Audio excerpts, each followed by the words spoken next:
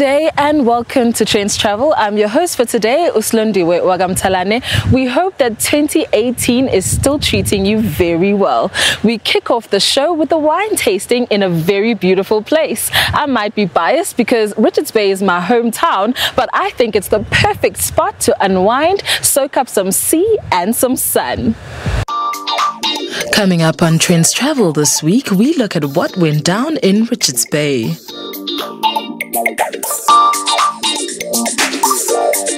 South Africa's black punks rock their way onto the world stage.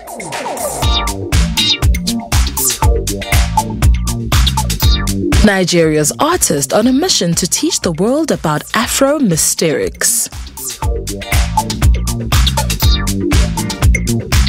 And finally, we showcase the London Light Festival with fun installations. All this and so much more on Trendz Travel this week. The 2017 December festivities kicked off on a high note as people in and around the Richards Bay area came to sample some great wines and enjoy great music and food by the shore.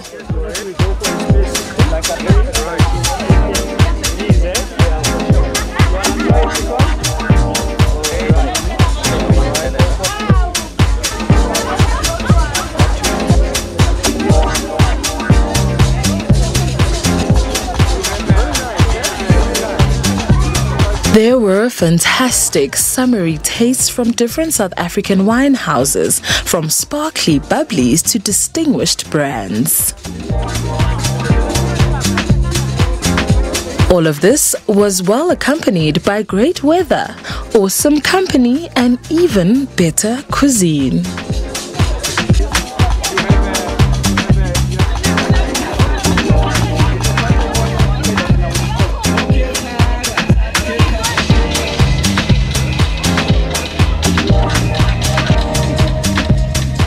The awesome mood of the chefs translated onto the plates that were served and was very infectious.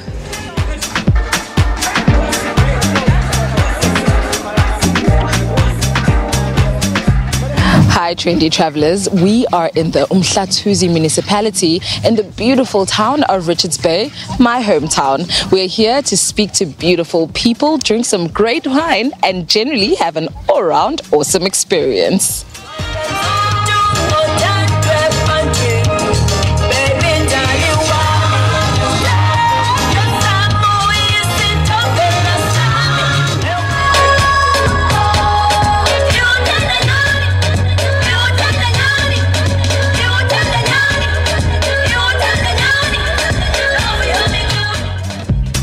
The Zululand Yacht Club is a sailing club, first of all.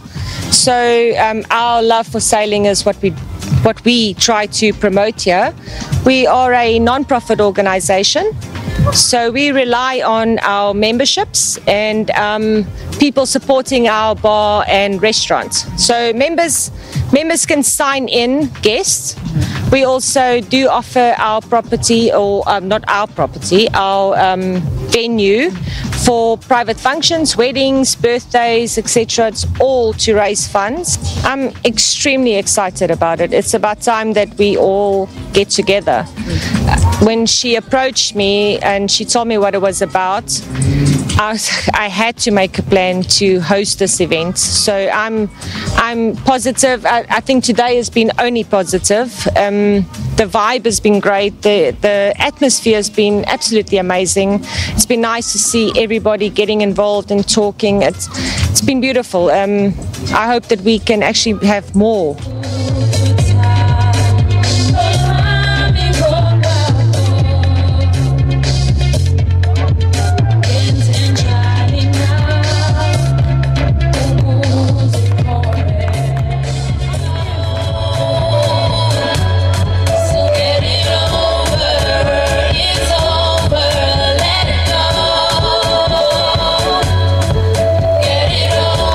The next highlight was fun on the boat, where we got to see the beautiful Richards Bay Harbour, a truly awesome way to start the festive season.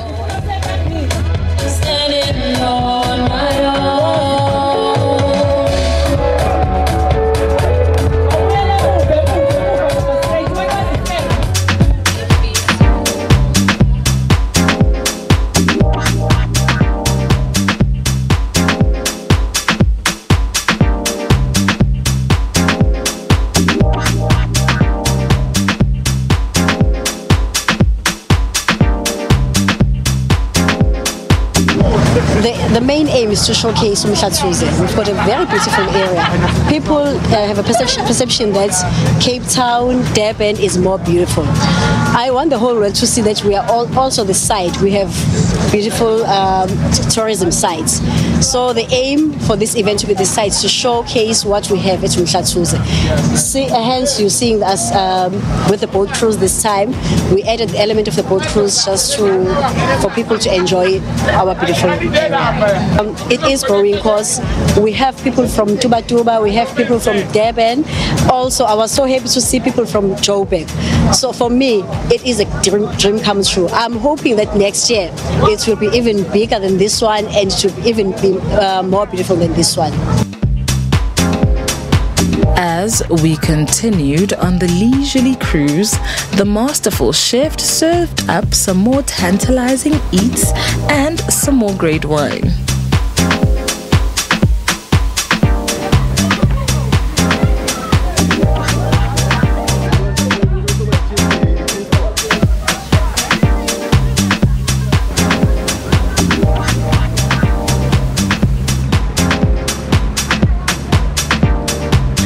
As the sun set on the beautiful Zululand coastline, we made a promise to come back and explore much more of this magical area.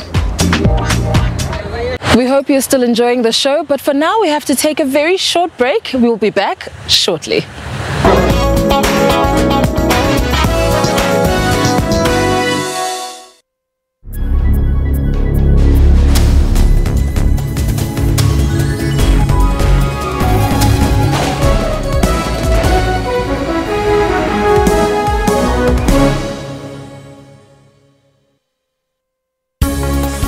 Have we taken enough responsibility for our responsibilities with regards to freedom? Largely the moment of 1994, that moment of absolute magic. Firstly, the voting, and of course when we watched Nelson Mandela take that oath of office, was a moment that we thought, well, we've now reached freedom. This is it. This is all that it can be.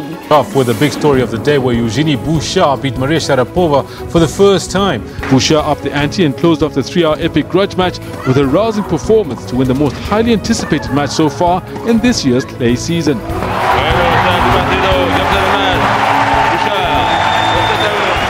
Final score 7-5, 2-6, 6-4.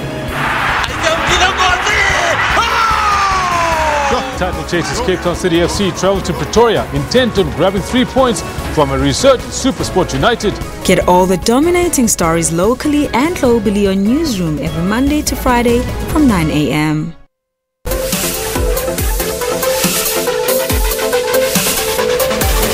We pump up your energy, keeping you in action through sports updates while resting at home. This is what's happening in your world of sport every weekend. In the second half, Kolisi and Jaco Kriel combined well, and Kolisi scored his second try. He was also named man of the match. Confusion from the West defenders gifted Batosi with a close-range goal. Osina, you touch the penalty! It's 1-0! Cape Town City! In the 10th round, he pinned a visibly fatigued McGregor on the ropes and hammered the Irishman before the referee stepped in to stop the bout. He's a tough competitor. He's a lot more experienced, especially in the layout. Keep it locked on Sports Live every Saturday and Sunday at 20:30.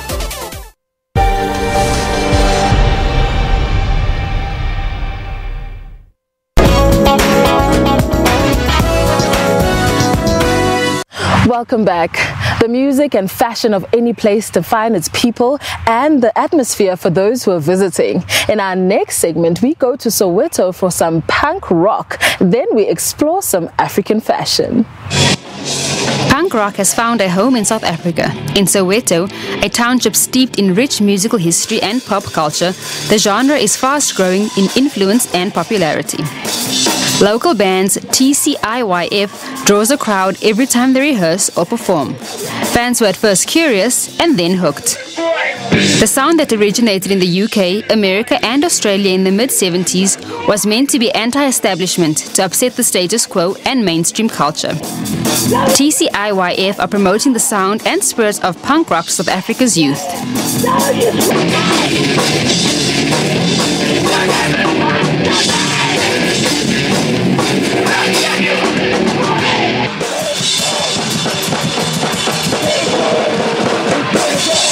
Punk rock is what does it mean? It's great, man. It's like I can express myself freely.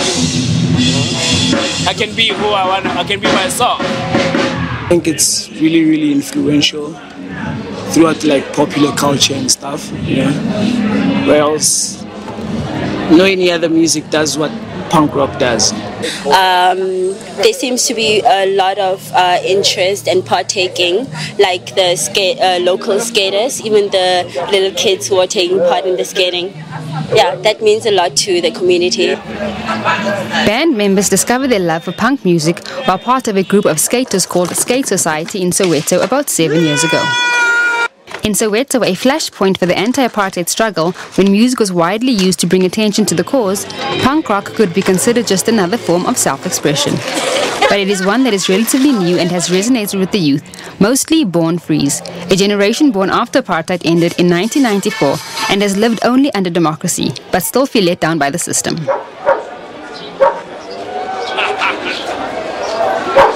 We started the band via skateboarding. We like skateboarding very fast and dangerous. So, you know, you need a soundtrack to fit that. So we moved on right from the skateboarding into punk. Ready? Set, go.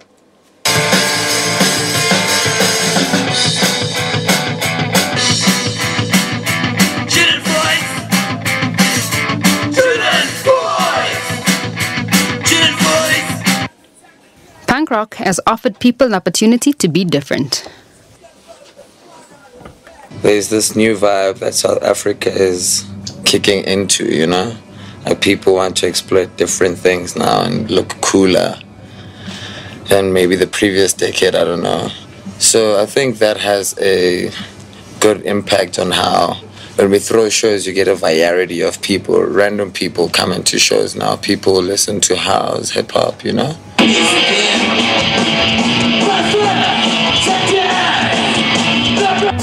The band recently performed on a global stage when the Afro-Punk Festival, originally from New York, made its debut in Johannesburg to celebrate fashion, cultural diversity, self-expression and black empowerment. The skaters/musicians from Soweto were the only all-black punk band to perform. So nice to just see like punk rock out here, coming out of the hood. These guys are from my hood, they're from Soweto. The band hopes that the exposure received at Afropunk can see them taken more seriously in a country known more for its thriving house and hip-hop scene, especially in and around the townships. Rock and roll don't pay in this country. So, yeah, it's just getting around and making things happen. But like us, we have this whole DIY movement thing, and we're used to living the life that we live. It's not like we grew up rich, so we just go around and make it happen anyway. The rise of TCIYF and other black punk rockers around the country shows South Africa's already diverse music scene is expanding and there's still room for more. TCIYF was named one of the 10 black punk bands to listen to, along with groups from Kenya, Mozambique and Zimbabwe, by online pop culture platform OK Africa.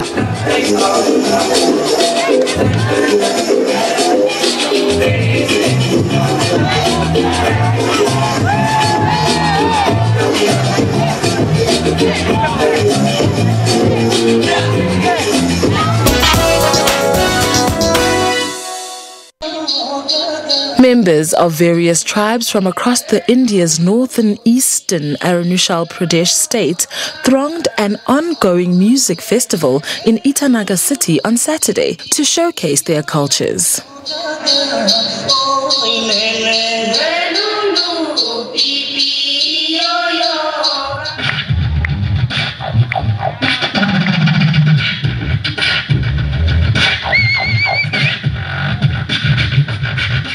Arunachal Music Festival seeks to preserve and promote the state's traditions and culture and help the younger generation connect with its roots, said an organizer, Takam Dadu Talum.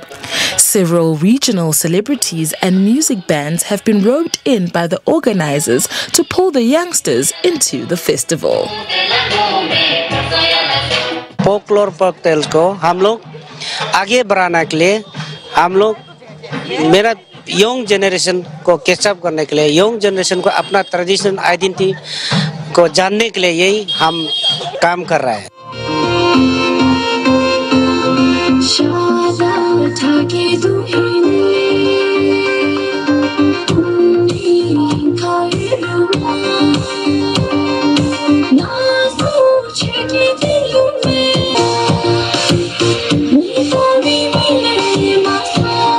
The 5-day festival began on January the 17th. The festival saw members of different tribes showcase their culture through music and dance competition as well as fashion shows.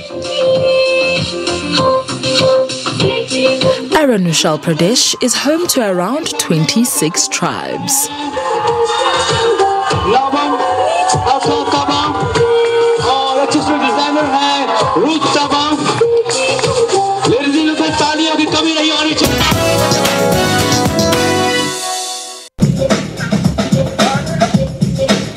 No longer content with just showcasing their creation. In 2017, African designers called for greater investment in the industry.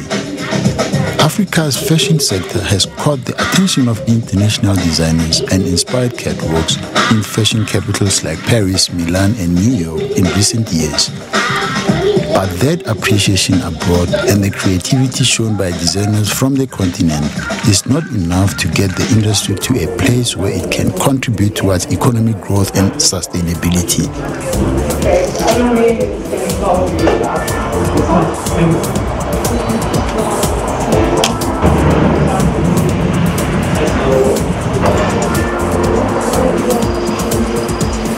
Le but quand même dans une entreprise, c'est pas de prendre des risques non calculés. Donc du coup, pour ça, on a besoin d'un socle et pour ça, on a besoin d'un cadre. Et dans cette industrie, c'est que nous, on est en train de fabriquer le cadre, le socle, la pyramide, ça devient n'importe quoi.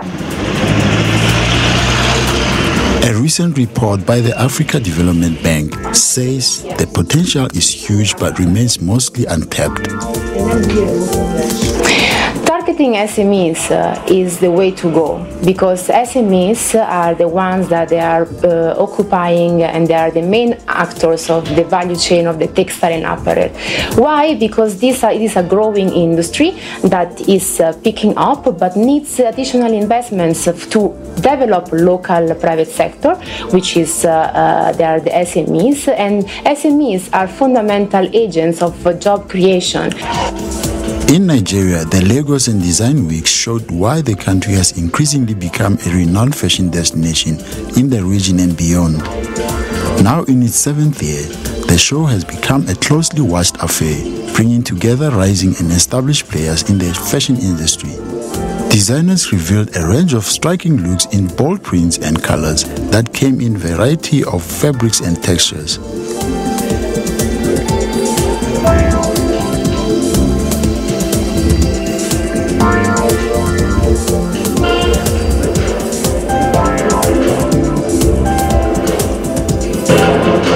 I think they're stunning. I think a lot of them really show the talent that we have in Africa. So it's not to say that we can't compete on a global stage with, other designers from, Europe or the US or even Asia.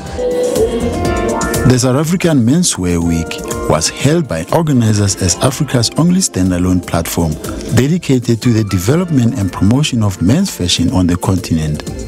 South Africa has one of the continent's most successful fashion industries and was worth more than $15 billion at the end of 2014. In its 5th edition this year, South African Menswear Week showed African designers challenging the imagination of men's style.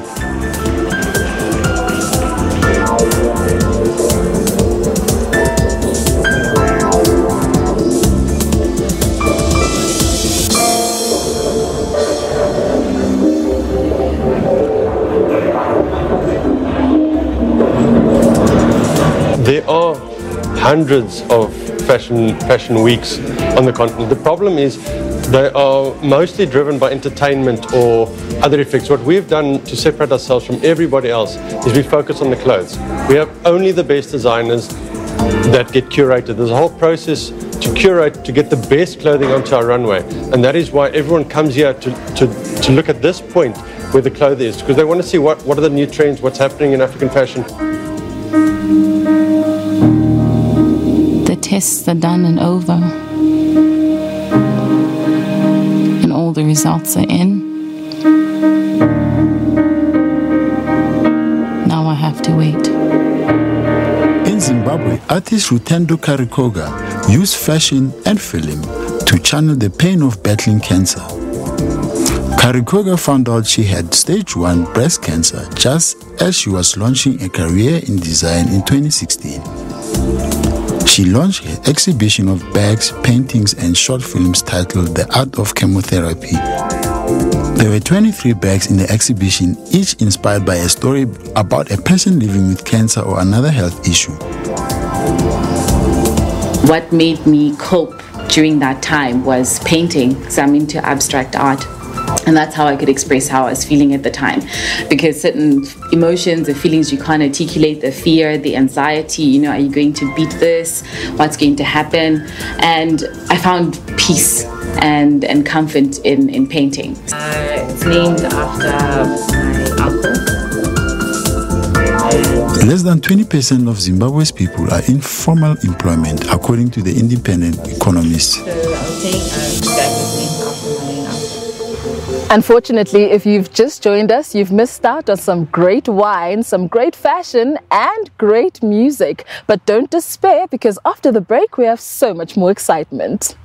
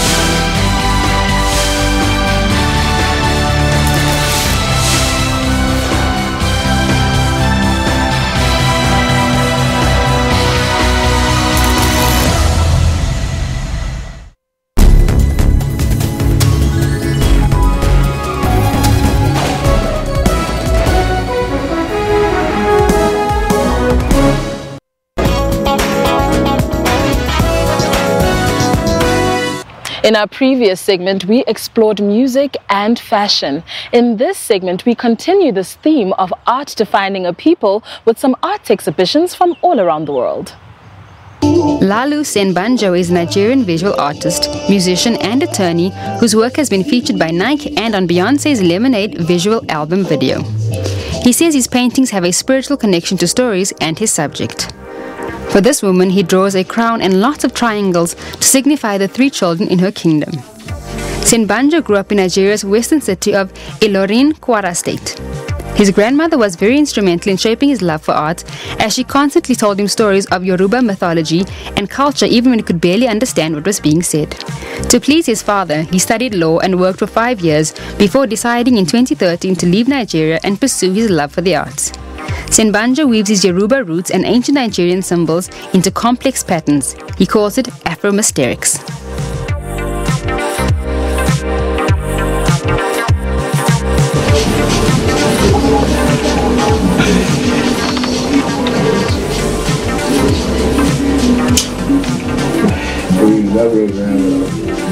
You look like a very protective mother.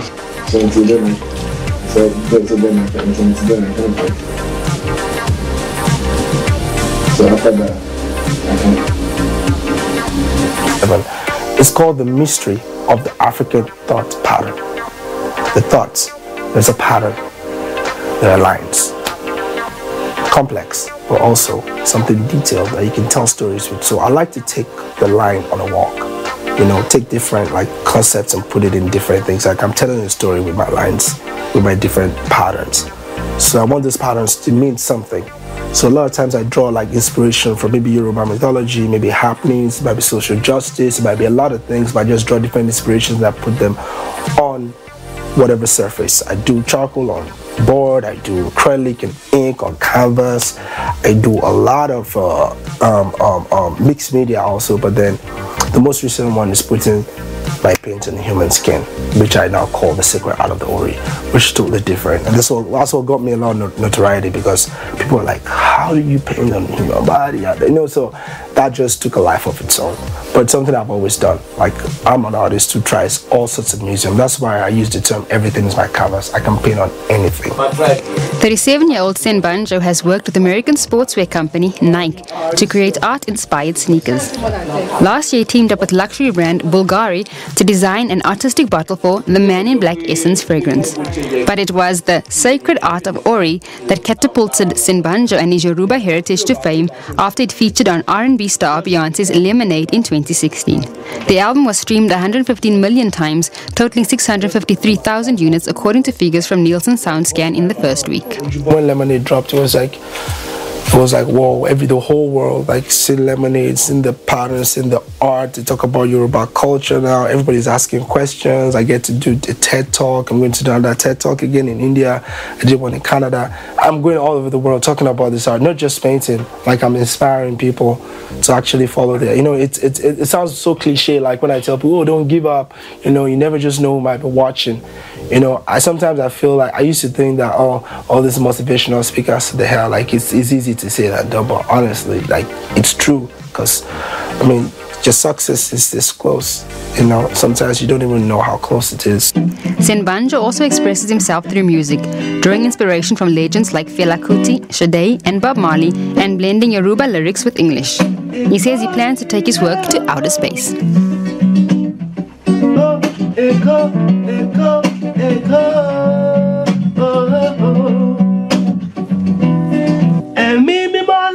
Okay.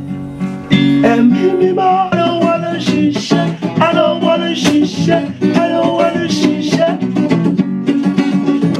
So the time is your journey.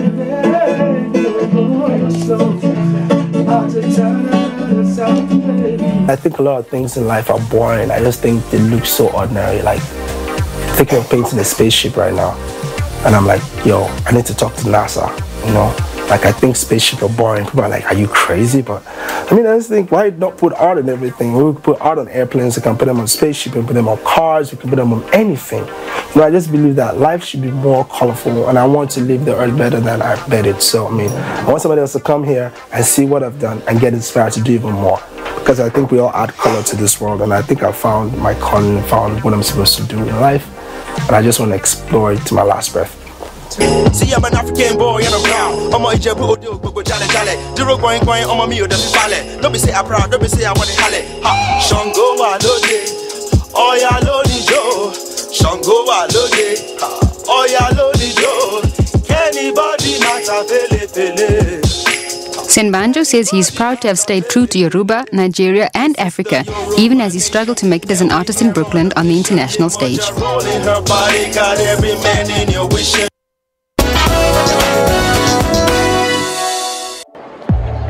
Some 75 artworks from domestic and international collections, featuring artists from Tintoretto, Turner, Renoir to Vincent van Gogh, are being displayed at Mexico Bellas Artes Museum in an exhibition dedicated to the use of an intense red tint obtained from the Mexican insect.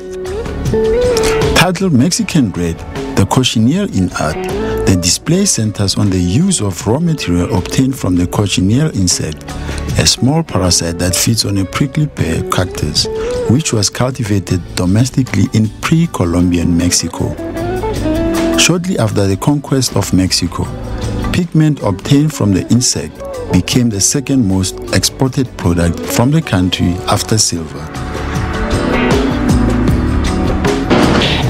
through just a little insect, and it had enormous and very vital effect in the greatest works of art ever produced, the greatest scientific discoveries ever made, and the greatest period of economic prosperity ever achieved.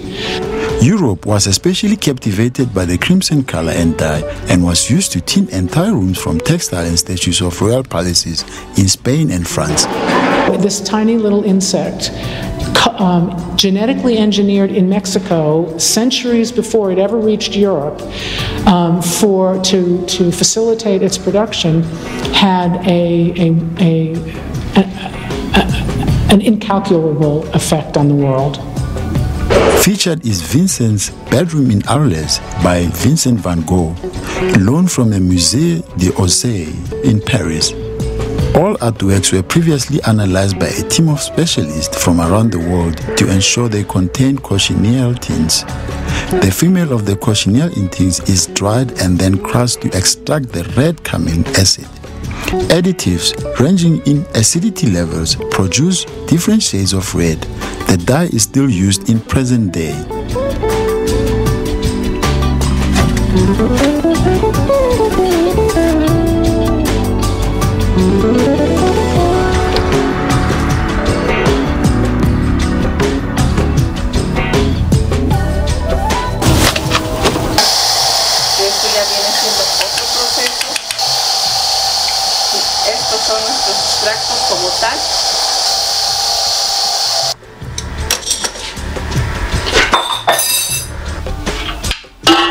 Y este obvio tiene que ser más.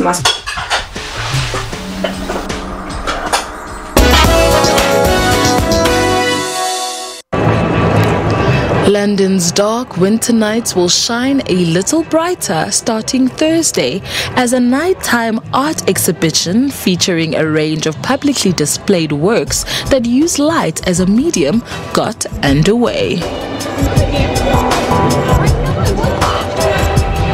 Lumiere London features over 50 works by British and overseas artists located in public spaces, buildings and on the streets.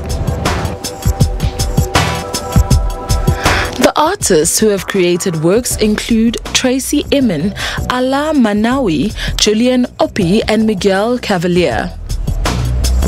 The works themselves comprise a range of installations, including a giant desk lamp in King's Cross, a triangular tunnel of light on the South Bank, and one of London's iconic telephone boxes turned into an illuminated fish tank in 7 Dials. Minawi's installation, My Light is Your Light, in St. James Churchyard is a tribute to Syrian refugees, the Palestinian Lebanese artist said. Minawi spent 3 years working as an interpreter for refugees in Lebanon. After translating for around 1,000 refugee families, he said he felt the need to do something to share the painful stories he had heard. Well, that was, I can tell you it was hard. I mean, even whatever the media would say, when you hear the stories from the families themselves, it's even more. At some points you would feel that you want to do something more than what just interpreting, and I thought, as an artist, that's the only thing that I can do, and that was the main objective of making that installation was to tell the stories, because they were really hard. Rather than using LED lights as the material for his simple characters, Minawi said he specifically chose the more fragile neon lights, which he thought resonated more with the stories of the refugee families.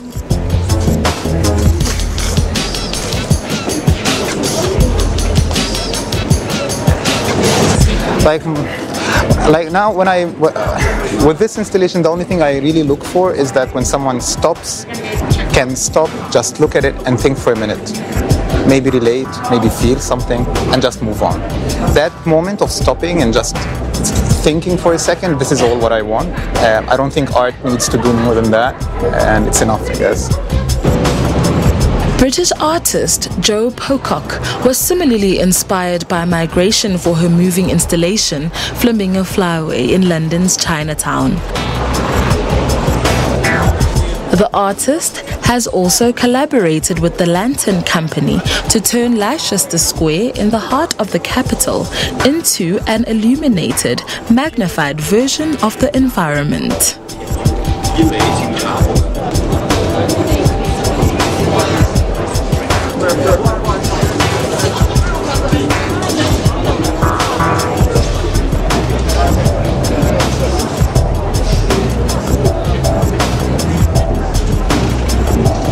She said she hoped visitors would be calm like nature herself.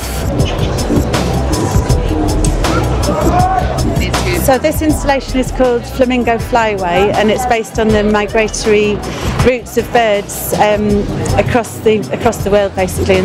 And the fact that birds don't recognise borders, they fly where they need to go and at the time they need to go. And I was interested in the parallels with sort of human migration, where it's obviously a very different kettle of fish for people that need to move across the world. So yeah, Chinatown seemed to be particularly poignant place. Is, obviously there's people that from all over the world that have settled here. So.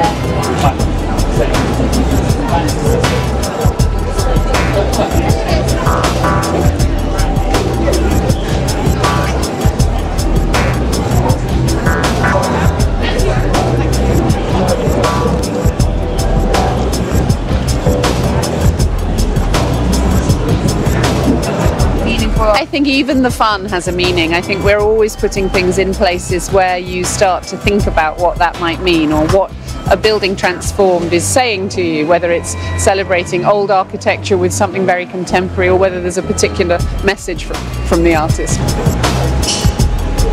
Helen Marriage, artistic director of Lumiere London, said the total of 58 installations all carry a very important message.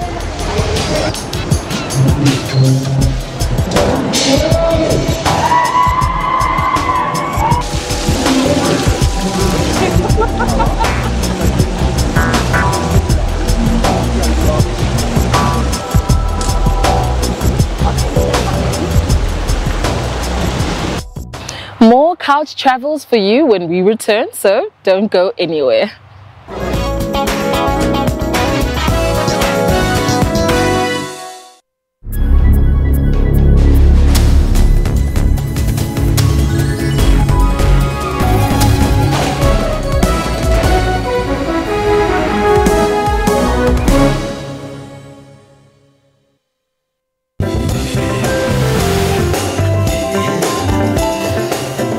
A very good morning to you, and thank you so much indeed for choosing Morning Live. But I want to know the basic thing. Griselda Lewis, SABC News, in Parktown, Johannesburg. Zimbabwe, Mzondeli Mbeje, SABC News, Luanda, Angola. Let's take a look at your market indicators.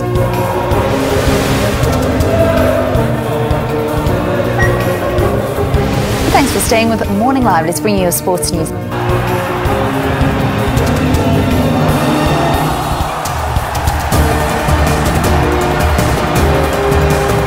Let's take a look at your satellite image.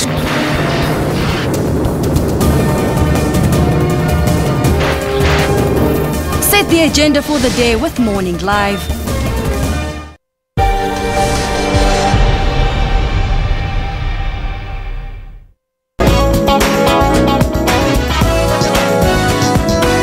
Every annual calendar is peppered with festivals and carnivals from around the world, some small and some huge, drawing tourists and crowds from across the globe. 2018 is still new, but the fun has already begun. Hundreds of hip-shaking and wig-wearing Elvis Presley and Priscilla lookalikes and fans of the late king of rock and roll took a train from Sydney, bound for Australia's annual Elvis Festival.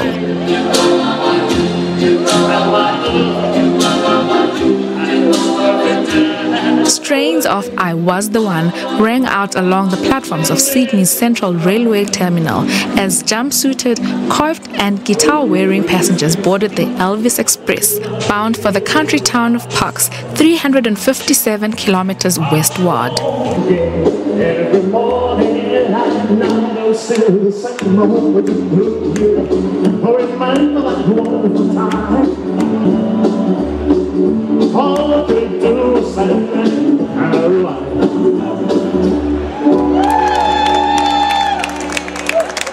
Passengers on the 6-hour train trip were treated to a steady stream of Elvis-themed entertainment, with tribute artists belting out the King's biggest hits along the journey.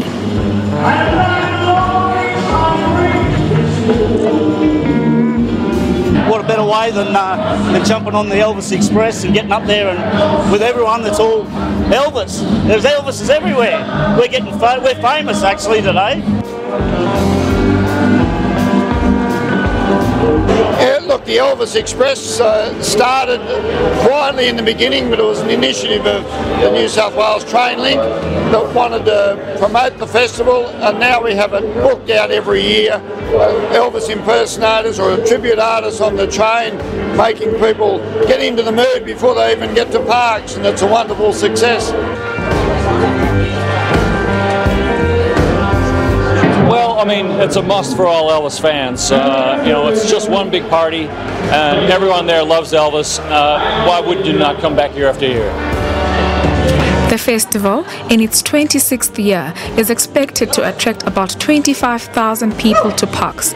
But Elvis is close to my heart because we grew up with Elvis in India.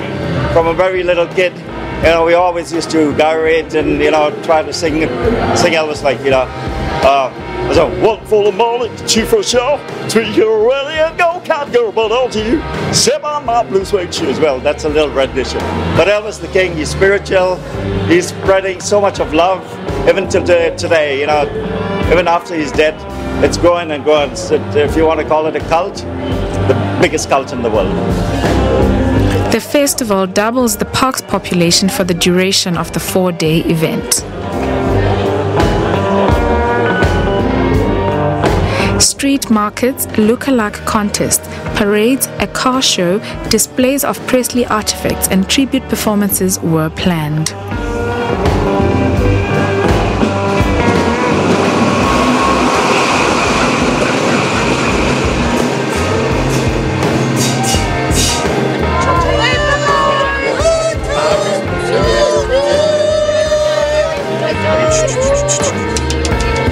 You know, already been at the station for an hour, we can't keep the smile off our face. Our cheeks are hurting from smiling so much. It's good fun. Go! Go, Johnny, go! Go! Go, Johnny, go! Go! Go, Johnny, go! Go! Go, Johnny, go! Go! Johnny, go! Woo! The annual and vibrant Black and White Carnival, which has its origin in the mix of Andean, Amazonian and Pacific cultural expressions, took place in the southwestern city of Colombia of Pasto. During the 2-day carnival, which UNESCO named a masterpiece of oral and intangible heritage of humanity in 2009, participants dressed in black and white as well as colors to symbolize unity and equality while celebrating ethnic and cultural diversity. On the Day of the Whites, artists put together a 6-hour parade featuring colorful outfits. On the Day of the Blacks, participants are encouraged to paint their faces black to commemorate the liberation of slaves. Este año todo muy bien organizado, cada vez se va puliendo el carnaval, que la verdad es lo que nosotros como pastudos queremos eso, que la gente que viene de afuera de nuestra ciudad pues vea lo chévere de esto, y la verdad cada vez más organizado y cada vez con más cultura.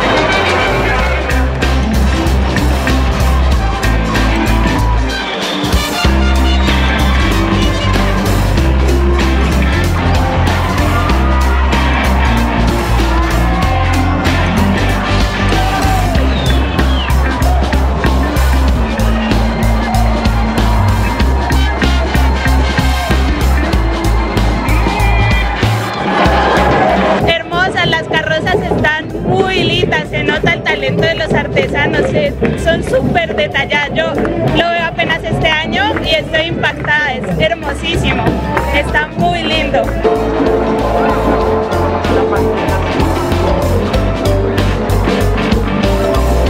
A participant said that the carnival improves each year, while a tourist said she was blown away by the event.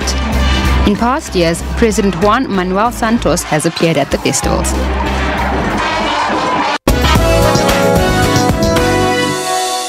The skyline of India's western city of Ahmedabad wore a vibrant look as the 29th International Kite Festival kicked off with flyers from different countries joining the Ride of Colors.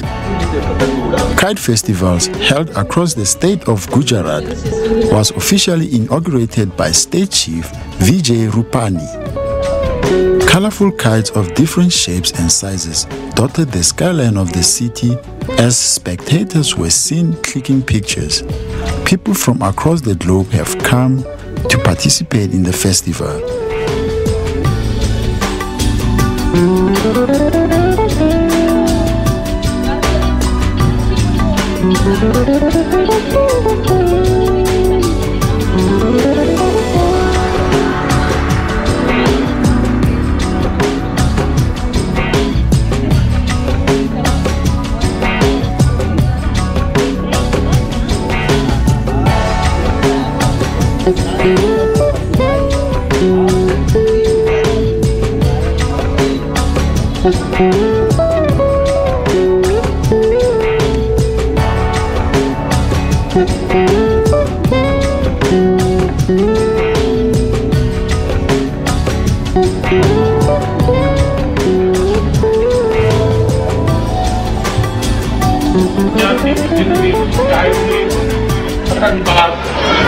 Oh, it's very nice and it's very funny to meet all these people, both Indians and international. The 7-day International Kite Festival celebrated in Gujarat since 1989.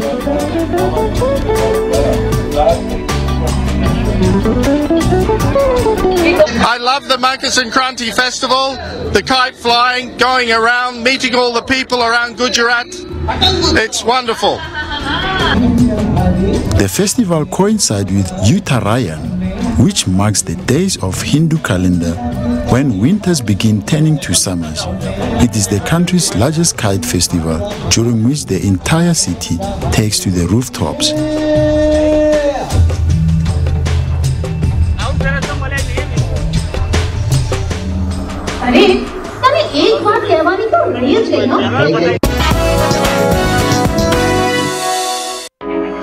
The first World Ice Dragon Boat Championship kicked off on Wednesday in Dolon Noa, Shillinggon League, North China's Inner Mongolia Autonomous Region.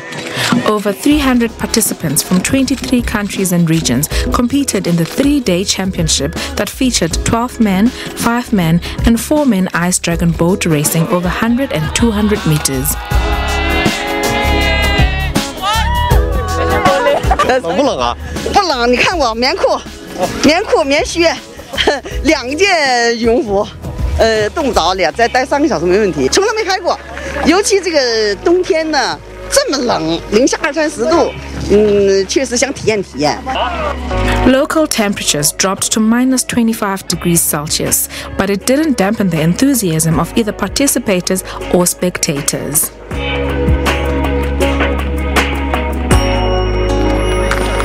Liu, an amateur photographer from Beijing, said she didn't feel cold because she wore a lot of thick clothing.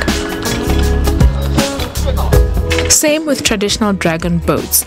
Ice dragon boats are also equipped with drums, which help to keep the tempo of rowing for team members in competitions. The difference is the ice dragon boats have ice blades by the bottom. And apart from paddles, there are also sticks with spike-laden horse hoofs used on the ice surface. For this one, it's very well organized. Yeah, really enjoy it. This is our first time paddling on ice, and we really enjoy it. Dragon boat competition is a traditional Chinese water sport event which has a history of over 1,000 years. The ice adaptation of dragon boat racing is evolved from ice sled, a common entertainment equipment in North China. The Ice Dragon boat has freed the racing from limitations of climate and season while keeping the skills and competitiveness in the original game. It is also more thrilling with higher speed and stronger passions.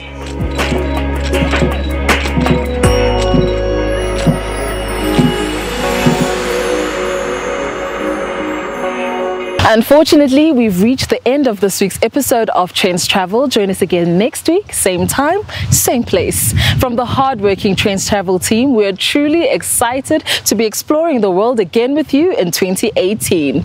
See you next time.